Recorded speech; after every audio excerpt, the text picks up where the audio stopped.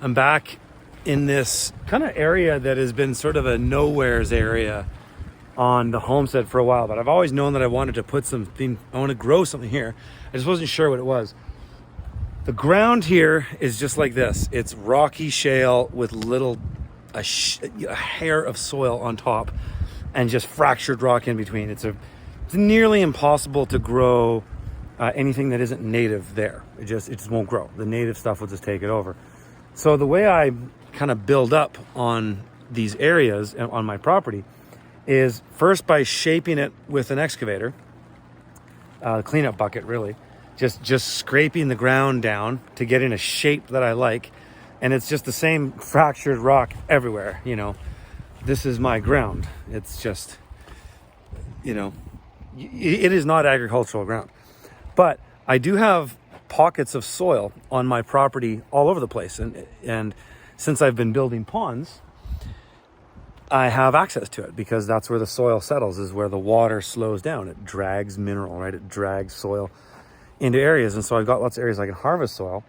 But what I do to grow on an area like this is something that I just started doing on the last terrace or last couple terraces that I've built, is I start with a layer of sand. So I shape it as best as I can with the machine, and you can only get it so level because you'll hit a huge rock, and sometimes it's not worth pulling out every giant rock because that's all there is there. You just keep digging and digging. So at some point you say, I'm just going to start on there. And so what I do is I come in with sand. So this is all manufactured sand. It's just basically tailings from crushers. And it's good. It's a great material. I use it for so much construction and all kinds of stuff on the homestead. So I come in with a layer of sand, spread that and pack it. And I've been running the packer. I did this well before I started with the soil, but I packed down the sand. Then I've got a base layer. And what I've done is I've made that level. In fact, I've slightly graded it down just so in a torrential rain, which actually we've had in the last couple days, it's been actually difficult to do this. It'll just drain out. And but slowly. And then from there, I just pile on soil, just rough soil. This is what I'm working with. It's full of that stuff, just full of rocks and roots. And so what I do is when I've got my, call it foundational layer of sand, and it's a thin layer, right? It's just basically there to make everything smooth. And there's probably really an inch or two packed, and water will drain through it, and that's okay because I've got so much mulch on these beds. I'll show you in a second here. These are going to hold water very well. And anyways, so I come in and I stake out the beds. So these beds are 4 feet. There's a 4-foot path here, and then these are 3-foot wide beds, edge to edge, and you can see these stakes here showing you that. The beds are 3 foot wide because they're super hilled up and they're not a raised bed. I could have done a raised bed here, but why bother? Why not just do a mound? It's really the same thing. And if I go 3 foot wide on the top, I'll get at least 2 feet of flat surface. So this is going to be a bunch of berries. It's going to be raspberries, blackberries, some more grapes, and then strawberries interplanted in and amongst on the ground layer. But and I'm going to have a whole trellis arbor system on here eventually too. But so I come in with my soil, stake it all out, string line it, take the packer, run it around those string lines again so that I have a super smooth packed surface on the outside of the bed. And there's a reason for that. And the reason is when I start to come in and I basically I'm shoveling soil onto this, shovelful at a time. And it's rough. I'm pulling out big rocks and roots all the time. And I throw down about 2 inches.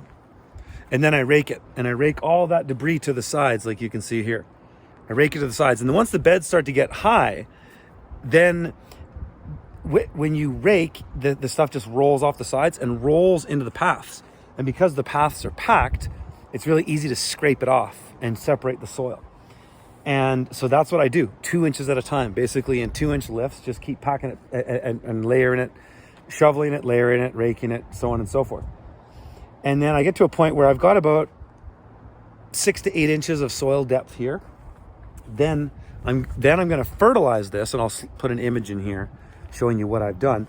Is I've got a base fertilizer I'm using a product called Frankia. It's the guys that used to run Gaia Green.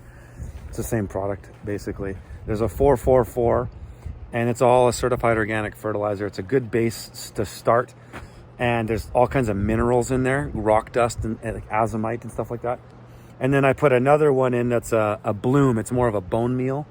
It's in there. And then I've added this kick-ass biochar product, and I'll talk about it more in other videos.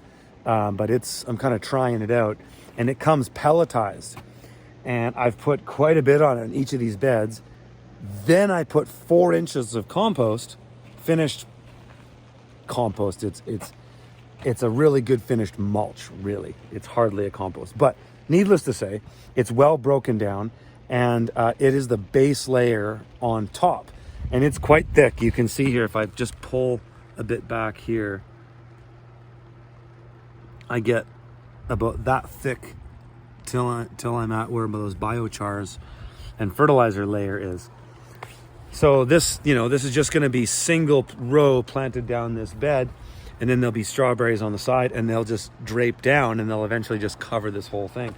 What I will do too, one of the last things I'll do here, when I'm done all the planting phase of this, is I'll scatter a thin layer of soil over all this sand, and I'm going to seed clover onto it. And it'll all just be a clover path. I'm going to do that instead of mulch. Unless I can find some good mulch, I'd consider that too. But anyways, that's my plan so far. So that's how this is going to go. And you can see, one to the other. This is totally finished with compost and everything.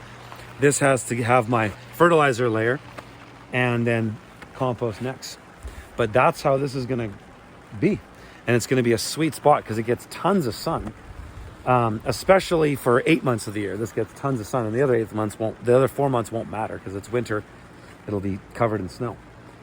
But yeah, thought I'd share that with you guys. Hope you're having a great day.